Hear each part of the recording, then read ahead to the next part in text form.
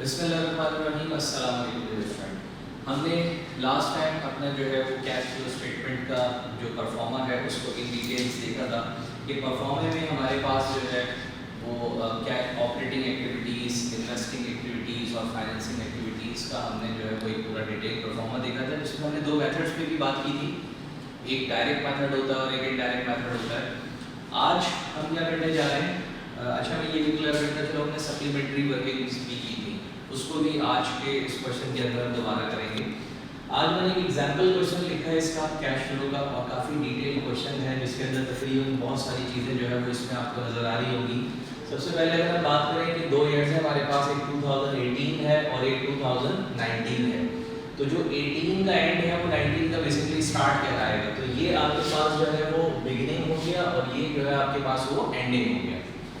अब cash 20,000 rupees का आपके पास एंड है, जबकि वो स्टार्ट में 50,000 का था। इसका मतलब कैश के अंदर 30,000 रुपीज़ का जो है वो डिक्लाइन आ रहा है। मार्केटेबल सिक्योरिटीज़ हैं, मार्केटेबल सिक्योरिटीज़ जो है हमारे पास वो 50,000 रुपीज़ की स्टार्ट में थी और 40,000 की हमारे पास एंड पर है। मार्केटेबल सिक्योरिटी क्या होती है कि हमने स्टेट बैंक के टी-बिल्स वगैरह परचेज किए हुए, तो उसको हमने, आप देख सकते हैं कि 50,000 के और 40 पे आ गया, और सिक्योरिटीज कम होने का जो मतलब है वो ये कि आपने इसको बेच दिया होगा। अकाउंट रिसीवेबल्स, कस्टमर से जो पैसे लेने हैं वो 20,000 आपका बिगिनिंग बैलेंस है और एंडिंग 30,000 हो गया। अकाउंट से आप देख रहे होंगे कि ये इंक्रीज हो रहा है।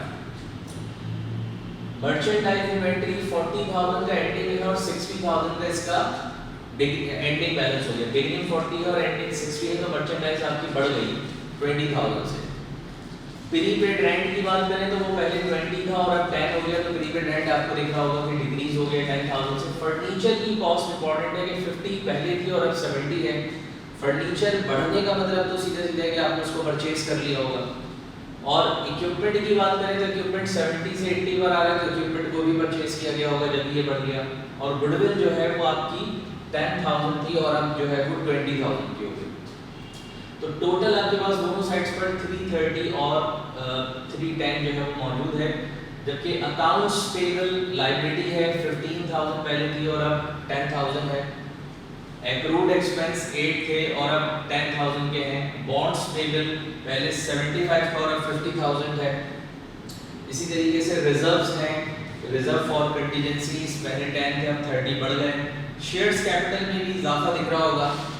और रिटेन अर्निंग पहले 90 थी और अब 80 हो गई। अलाउंस फॉर डेप्रिसिएशन और फर्नीचर पर भी है और इक्विपमेंट पर भी है, दोनों, क्योंकि दो फिक्स एसेट्स थे और दोनों के अलाउंसेस आपको नीचे बताए गए हैं। 10,000 जो है वो अलाउंसेस आपके पास थे स्टार्ट में और एंड में 20 हैं, इसके 2 थे और इसके 10,000 हो गए।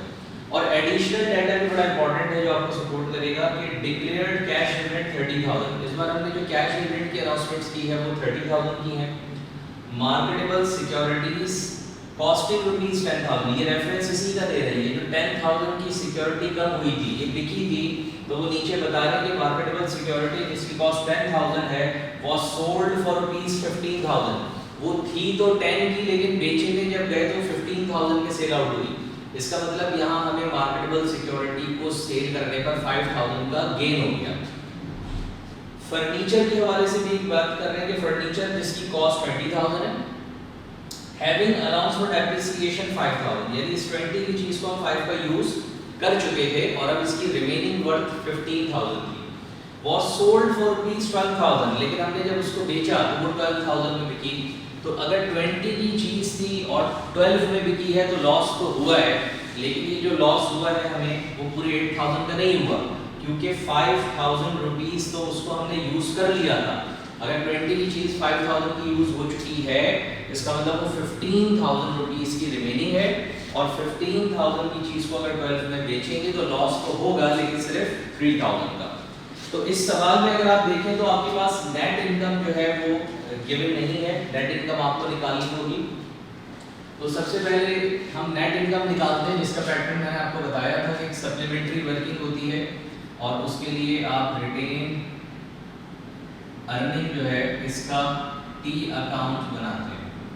रिटेन अर्निंग का अकाउंट बनाएंगे तो आपके पास नेट इनकम निकल कर आ जाएगी।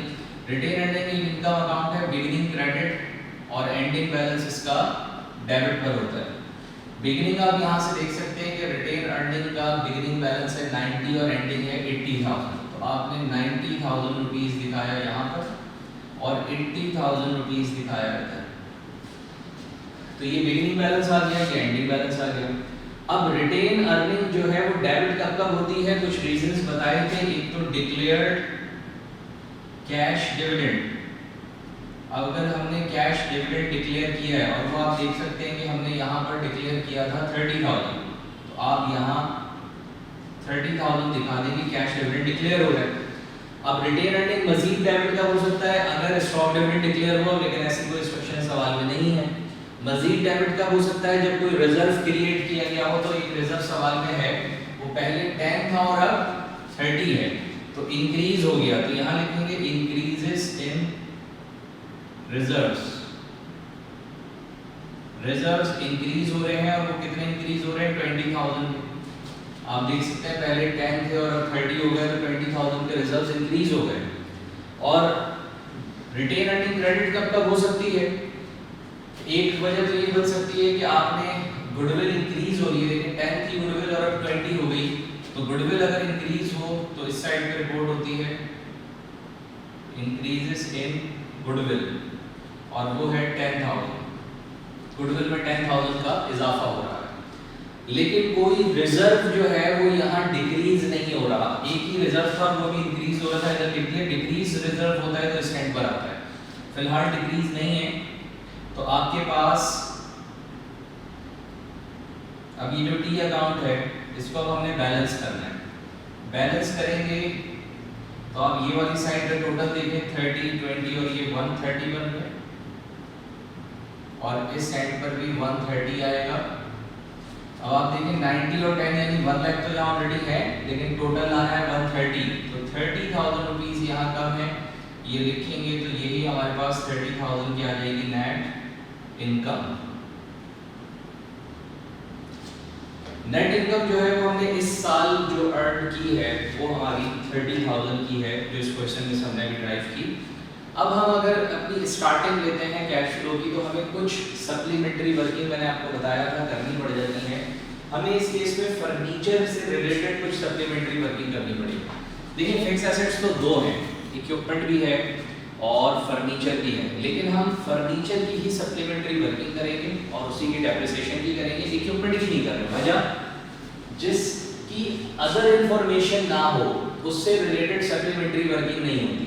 इक्विपमेंट का जिक्र बैलेंस शीट डाटा में है, लेकिन एडिशनल इंफॉर्मेशन के अंदर इक्विपमेंट से मुतालिक कोई बात नहीं हो रही है, तो आप इक्विपमेंट की या उसके अलाउंस फॉर डेप्रिसिएशन की सप्लीमेंट्री वर्किंग नहीं करेंगे। लेकिन फर्नीचर जो है और उसके अलाउंसेस जो है उसका जिक्र नीचे दिया गया है एडिशनल इंफॉर्मेशन में। इस फर्नीचर को हमने बेचा भी है तो इसकी सप्लीमेंट्री वर्किंग होगी और उसके बाद ही इसकी वैल्यूज कैलकुलेट की जाएगी।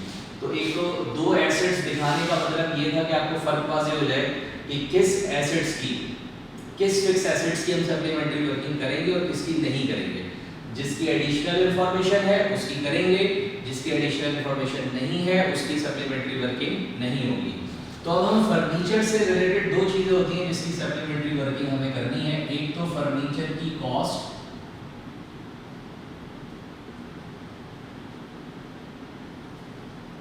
और दूसरा हमारे पास आएगा फर्नीचर से related allowance for depreciation. Furniture,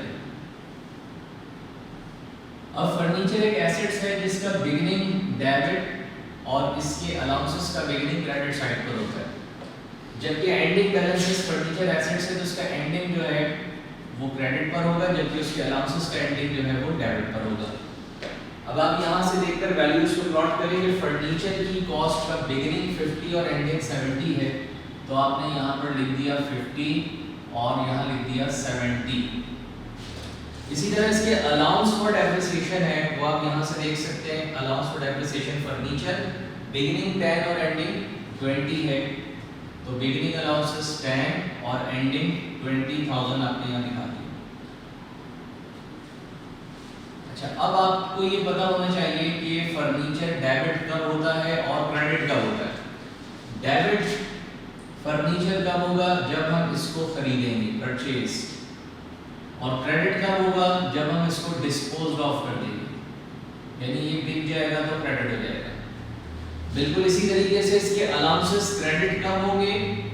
जब डेप्रिसिएशन एक्सपेंस होगा, चीज इस्तेमाल होगी। और डेबिट अलाउंसेस कब होंगे? जब ये डिस्पोज हो जाएगा, बिक जाएगा। तो जो एसेट्स बिकेगा उसके अलाउंसेस यहाँ पर आ जाएंगे। अब यहाँ पर आपने ये समझना है कि डिस्पोज तो हमने किया है, ये थर्ड इंफॉर्मेशन जो थी ये डिस्पोज के हवाले से ही थी कि फर्नीचर जिसकी कॉस्ट 20,000 है और उसके अलाउंस फॉर डेप्रिसिएशन 5,000 के हैं, इसको हमने बेच दिया है।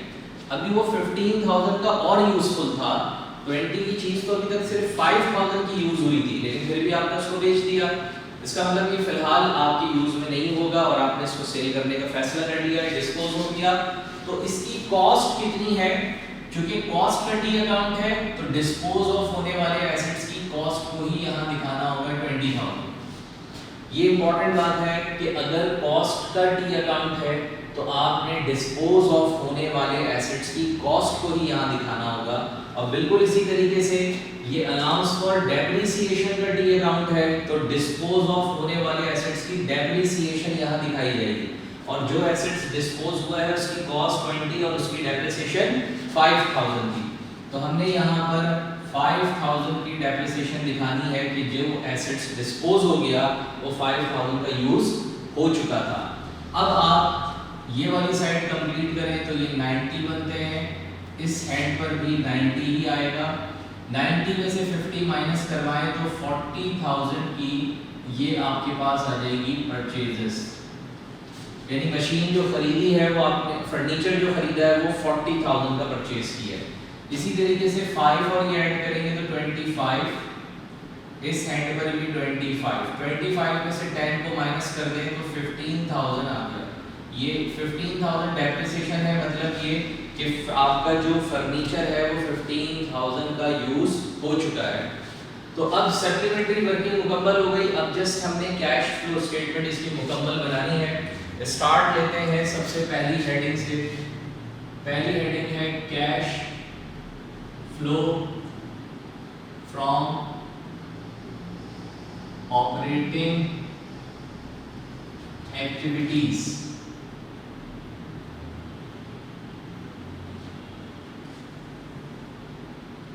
ऑपरेटिंग एक्टिविटीज की अगर हम बात करें तो हमारे पास स्टार्टिंग पॉइंट है नेट इनकम। नेट इनकम जो है वो अब आप निकाल चुके हैं। नेट इनकम आपकी 30,000 है, वो आपने यहाँ पर दिखा दी।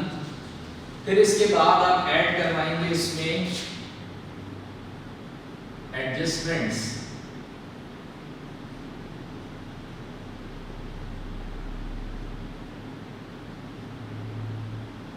एडजस्टमेंट्स जो इसमें ऐड होती हैं, इसका परफॉर्मा आपको कल लिखवा चुका हूँ, आप देखिएगा परफॉर्मे में। तो स्टार्टिंग पॉइंट इसका है डेप्रीसिएशन एक्सपेंस। तो अब डेप्रीसिएशन जो है वो चूंकि दो एसेट्स हैं, एक फर्नीचर है और एक इक्विपमेंट है जिस पे डेप्रीसिएशन हो सकती है, तो डेप्रीसिएशन ऑन फर्नीचर भी आएगी और डेप्रीसिएशन ऑन इक्विपमेंट भी आएगी। अगर मैं डेप्रिसिएशन फर्नीचर की बात करूं तो उसका डेप्रिसिएशन हमने यहाँ निकाला था 15,000 सप्लीमेंट्री वर्किंग से। और अगर मैं डेप्रिसिएशन की बात करूं इक्विपमेंट की, तो इक्विपमेंट की हमने सप्लीमेंट्री वर्किंग नहीं की, वजह एडिशनल इंफॉर्मेशन नहीं थी। उसका डेप्रिसिएशन बहुत आसान है, खाली डिफरेंस से आएगा। पहले ये एसेट यूज था 2,000 का और अब यूज हो चुका है 10,000 का। इसका मतलब इस साल हमने इसको कितना यूज कर लिया, 8,000 का यूज कर लिया। तो अब यहाँ पर ये 8,000 आएगा। तो ये इंपॉर्टेंट बात है, इसको जरा गौर से दोबारा सुनिए। इक्विपमेंट के अलाउंसेस 2 से 10 पर जा रहे हैं, मतलब 8,000 की यूज हो रहा है। फर्नीचर की डेप्रिसिएशन 10 से 20 पर जा रही है, इसमें 10,000 का इजाफा है।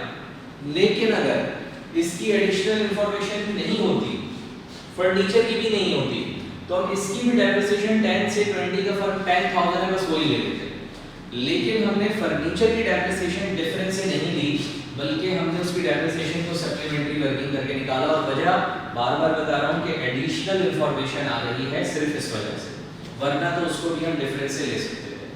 अच्छा, अब दोनों एसेट्स की डेप्रिसिएशन आ गई, एक की वर्किंग से आ गई और एक की विदाउट वर्किंग डिफरेंस से आ गई।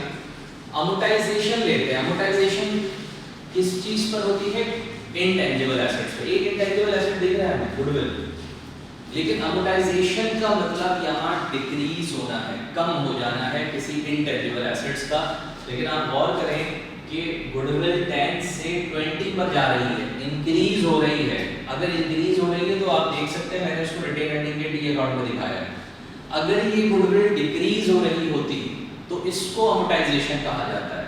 फर्स्ट कीजिए, ये 10 थी और ये कम होकर 5000 हो जाती, तो 5000 की गुडविल अमोर्टाइज कहलाती है, अमोर्टाइज हो गई। वो फिर मैं यहाँ दिखाता अमोर्टाइजेशन ऑन गुडविल के नाम से 5000, यानी जब गुडविल कम होगी तो आप यहाँ दिखाएंगे ऐड होने वाली एडजस्टमेंट में अमोर्टाइजेशन ऑन गुडविल के नाम से, लेकिन जब गुडविल इंक्रीज होगी तो आप उसको रिटेन अर्निंग के टी अकाउंट में दिखाएंगे। ठीक है, फिलहाल इंक्रीज हो रही थी तो रिटेन अर्निंग के टी अकाउंट में आ गई। अब इसके बाद अमोर्टाइजेशन के बाद आता है नेक्स्ट, अगर आप परफॉर्मा देखें कि लॉसेस आते हैं। अब हमें देखना होगा कि क्या कोई ऐसी चीज तो नहीं बिकी जिसके बेचने पर हमें नुकसान हुआ। अगर वो लॉस हुआ तो वो भी रिपोर्ट करना है। आप देख सकते हैं कि हमने फर्नीचर जो बेचा था 20,000 की उसकी असल कॉस्ट थी, जितने में हम खरीद के लेकर आए थे उस चीज को, 5 का हमने उसको यूज कर लिया था। तो अगर 20 की चीज 5 की यूज हो गई तो उसका जो आपके पास बुक का अमाउंट है, बुक वैल्यू है, वो कितनी बची? 15,000। तो अब वो चीज 20 की नहीं 15 की कहलानी, क्योंकि 5 का आपने उसको यूज कर लिया है। आज अगर मैं इसको मार्केट में बेचने के लिए जाऊं तो ये 15,000 में बिकना चाहिए, लेकिन इसको सेल किया गया 12 में। तो आप देख सकते हैं अगर 15 की चीज 12 में बिकेगी तो लॉस तो होगा, लेकिन कितना हो रहा है? 3,000 का। तो अब हमने यहाँ पर दिखाना है कि loss on disposal, loss on disposal हमारे पास है 3000। किसको डिस्पोज करने पर आया है? फर्नीचर, और कोई लॉस नहीं है। अब हम देखते हैं कि वर्किंग कैपिटल यानी करंट एसेट्स और करंट लायबिलिटी की चेंजेस। तो ये परफॉर्मा आपको बताया था कि यहाँ पर हम डिक्रीजेस इन करंट एसेट्स लेते हैं। किसी भी करंट एसेट्स का डिक्रीज होना यहाँ लिया जाता है, लेकिन दो करंट एसेट्स के अलावा, एक कैश और एक सिक्योरिटी। तो आप देख सकते हैं यहाँ कैश और सिक्योरिटी दो करंट एसेट्स हैं, बट इनको हमने कंसीडर नहीं करना। जो करंट एसेट्स कंसीडर होंगे वो सिर्फ ये 3 हैं। अकाउंट रिसीवेबल करंट एसेट्स होता है, मर्चेंडाइज भी करंट एसेट्स है और प्रीपेड भी करंट एसेट्स है। अब इनमें से देख लें कि कौन सा डिक्रीज हो रहा है। अगर आप रिसीवेबल की बात करें तो 20 से ये 30 पर जा रहे हैं तो डिक्रीज हो रहा है। अगर आप इन्वेंटरी की बात करें ये 40 से 60 पर जा रहा है, ये भी इंक्रीज हो रहा है। लेकिन अगर आप प्रीपेड रेंट की बात करें ये 20 से 10 पर आ गया तो ये डिक्रीज हो रहा है। तो आप यहाँ लिखेंगे डिक्रीजेस इन प्रीपेड, डिक्रीजेस इन प्रीपेड रेंट। कितना रेंट डिक्रीज हो रहा है? 10,000। 20 से 10 पर आ रहा है तो 10,000 डिक्रीज हो रहा है।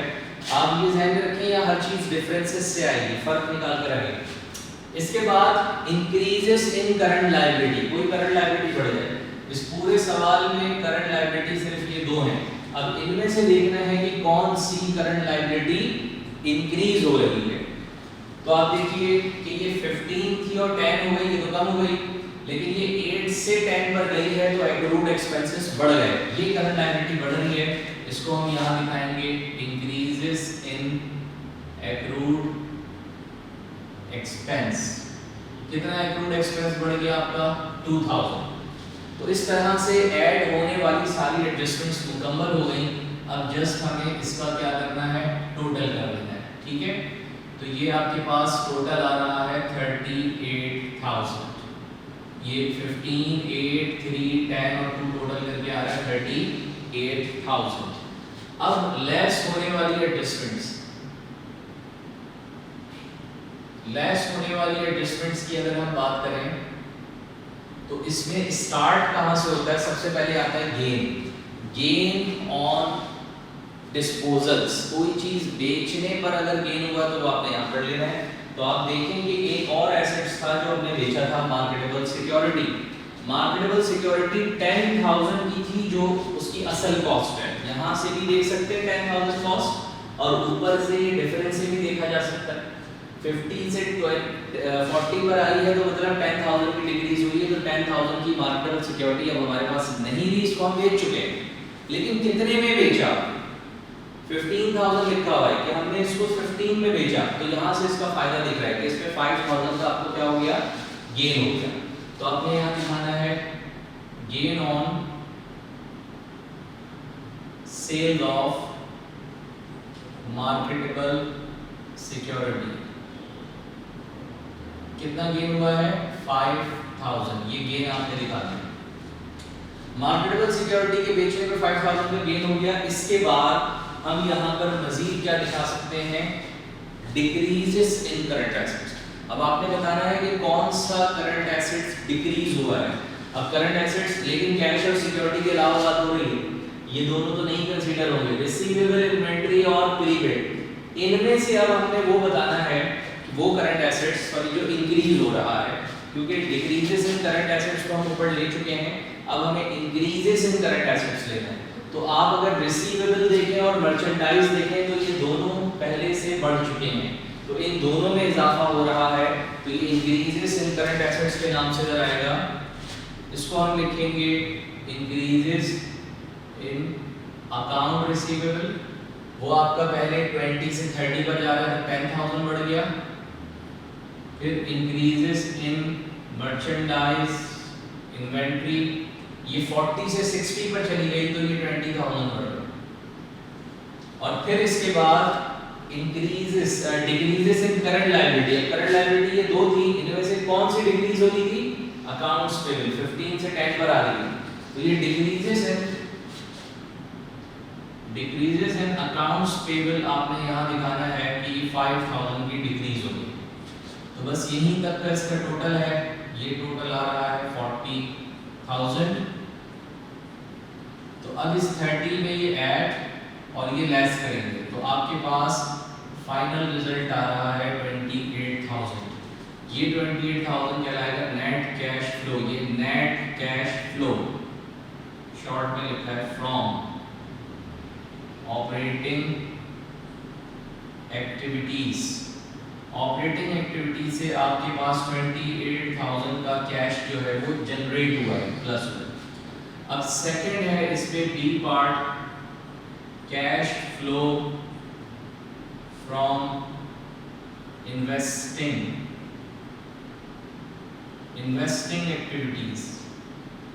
अब अगर हम इन्वेस्टिंग एक्टिविटीज की बात करें तो इन्वेस्टिंग एक्टिविटीज के अंदर आपके पास दो चीजें ली जाती हैं, एक तो फिक्स एसेट्स ली जाती है और दूसरा सिक्योरिटीज ली जाती है। अब इनमें से कौन से एसेट्स को बेचकर पैसे आए हैं ये देखना है आपने। आपके पास एक मार्केटेबल सिक्योरिटी बिकी थी और एक फर्नीचर बिका था, इन दोनों को बेचकर पैसे आए थे। तो दो तरह से यहाँ पर आपके पास कैश आ रहा है, एक है proceeds from sales of furniture बेचकर पैसे आ रहे हैं, और दूसरा proceeds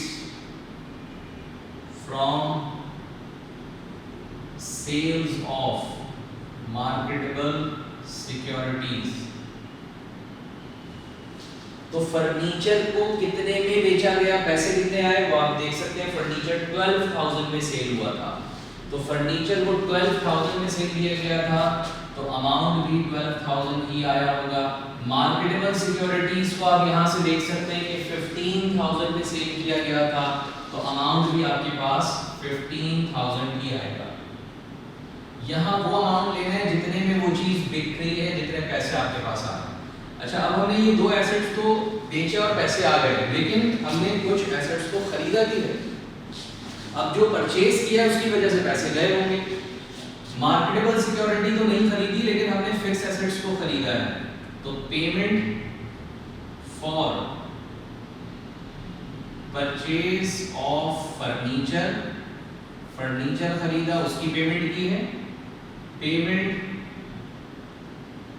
for purchase of equipment, equipment भी खरीदा और इसकी भी पेमेंट की है। देखिए इक्विपमेंट का अगर आप बात करें इक्विपमेंट के अमाउंट की, तो वो पहले 70 था और अब 80 हो गया, तो आपको वाज़ेह तौर पे दिख रहा है कि 10,000 का इजाफा है, यानी हमने इक्विपमेंट 10,000 की खरीद ली है। और यहाँ मैं 10,000 ही दिखाऊंगा इक्विपमेंट का अमाउंट जो हमने खरीदा है, लेकिन ब्रैकेट इसलिए लगा रहा हूँ कि पैसे गए होंगे इसके खरीदने से माइनस कर रहे हैं।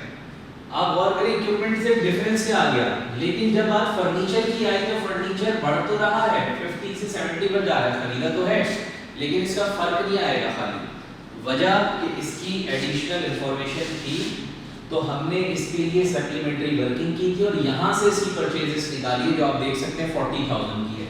तो अब आपने परचेज ऑफ फर्नीचर जो दिखाना है वो 40,000 दिखाना है, इसको हम डिफरेंस से नहीं ले सकते, सप्लीमेंट्री वर्किंग होना जरूरी है क्योंकि एडिशनल इंफॉर्मेशन है। तो अब आप देख सकते हैं कि यहाँ तक जो टोटल हमारे पास आ रहा है, तो ये माइनस का 23,000, ये ऐड और ये लेस कर दिया तो माइनस होने वाली वैल्यू ज्यादा है, तो 23 माइनस में जा रहा है, इसे कहेंगे net cash flow from investing activities. अब हमारे पास इसकी एक्टिविटी है C, cash flow from financing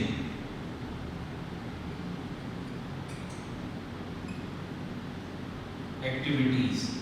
financing activities की अगर हम बात करें तो फाइनेंसिंग के अंदर हम लेते हैं proceeds from issuance of shares, proceeds पैसे जो आए कहां से, from issuance of shares, shares को इश्यू करके जो पैसे आए वो देखने हैं। तो देखिए शेयर्स कैपिटल पहले था 1 लाख और अब हो गया 120, तो आपको दिख रहा होगा कि 20,000 के शेयर्स कैपिटल में इजाफा है, तो हमने 20,000 के शेयर्स को इशू करके आपने पैसे जनरेट किए होंगे, तो जितना इजाफा होगा वो यहाँ पर ले लिया जाएगा, ये प्लस में इसलिए आ रहे पैसे आए हैं। अच्छा, फिर उसके बाद अगर हम लॉन्ग टर्म लायबिलिटी देखें तो सिर्फ एक दिखती है बॉन्ड्स पेबल। अब दो बातें हैं, या तो इससे पैसे आए होंगे या इससे गए होंगे, अगर इससे पैसे आए तो प्लस करने हैं और अगर इसकी वजह से पैसे गए तो माइनस करने हैं।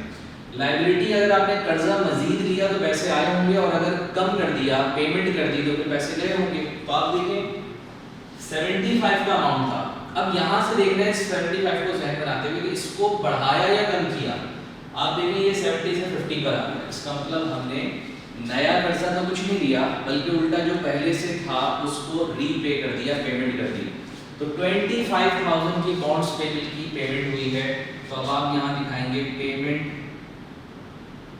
Of bonds payable, bonds payable की पेमेंट हुई है और ये है 25,000, इसको ब्रैकेट लगा के लिखना है, माइनस कर रहे हैं क्योंकि पेमेंट हो रही है, पैसे जा रहे हैं।